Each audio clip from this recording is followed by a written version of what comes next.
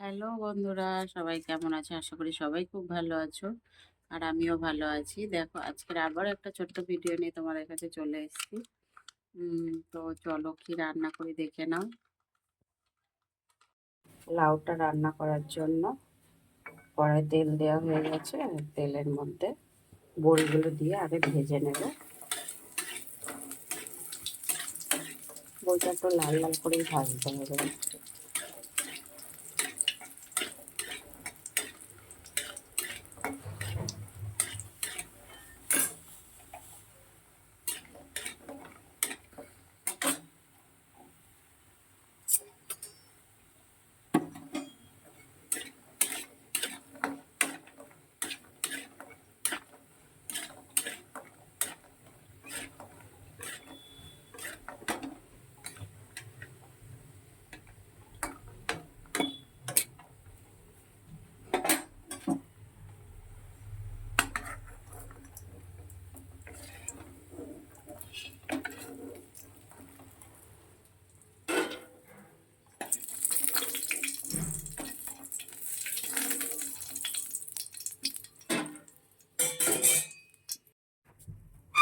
বড়িটা ভেজে তুলে নিয়েছি। এবারে দেখো, পাঁচ ফোড়ন দিয়ে দিলাম। ফোড়নে লাউতে আলু দেব। আলুগুলো ছোট ছোট সাইজ করে কেটে নিয়েছি। দিয়ে দিলাম লবণ।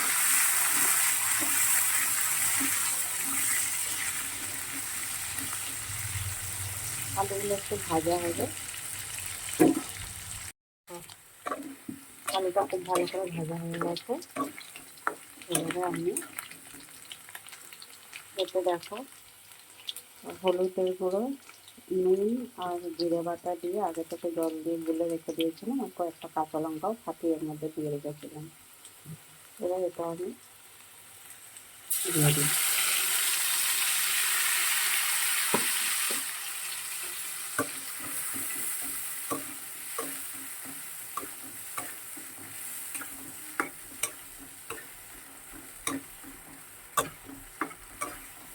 ভালো করে এটাকে কষিয়ে নিয়ে তারপর লাউটা দেবো।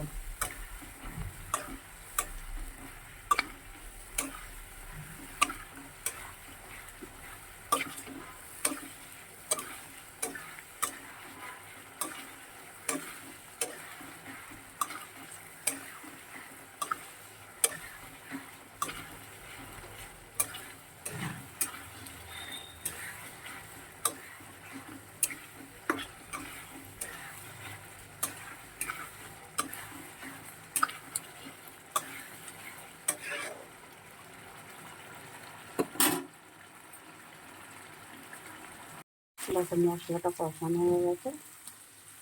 এবার আমি লাউগুলোকে দিয়ে দিই।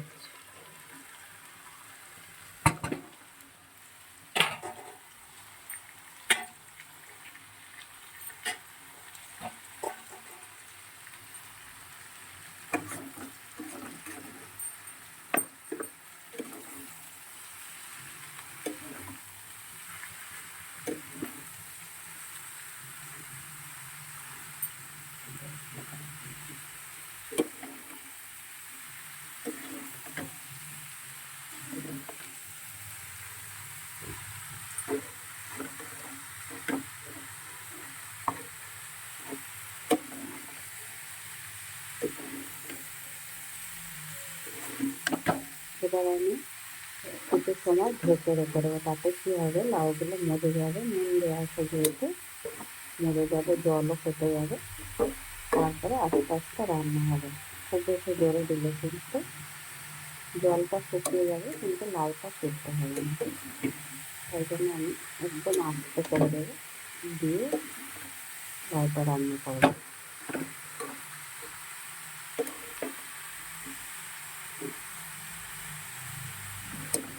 চলো কিছু সময় ঢেকে দিই। দেখো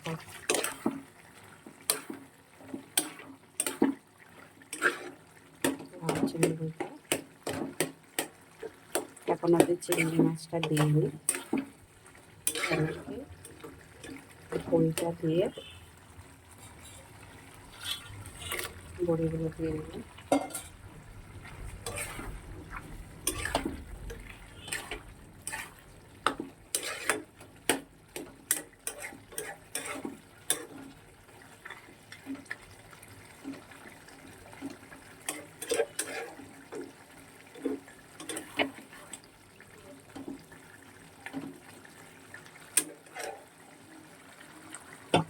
আরও কিছুক্ষণ রান্না করে নেব, নিয়ে তারপরে চিংড়ি মাছটা দেবো।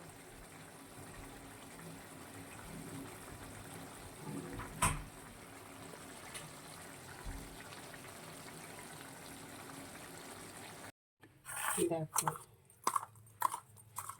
চিংড়ি মাছটা ভেজে নেব।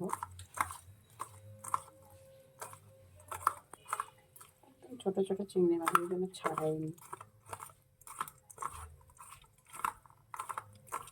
এই চিংড়ি মাছটাই কিন্তু চচ্চড়ি, লাউ ঘন্ট যেটাতে দেবে সেটাই ভালো লাগে। এদিকে দেখো কড়াই তেল দেওয়া হয়ে গেছে।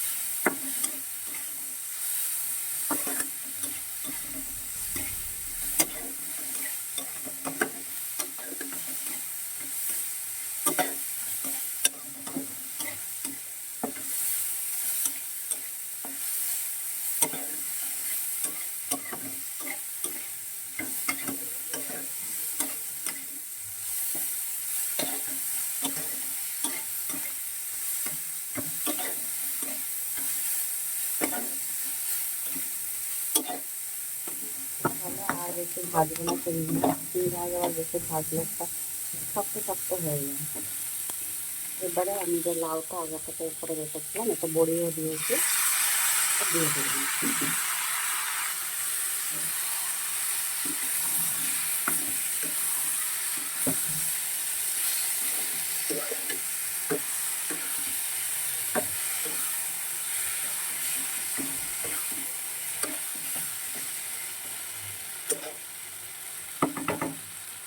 এবারে গ্যাসটা কিছু সময় কম করে একটু ঢেকে দেবো।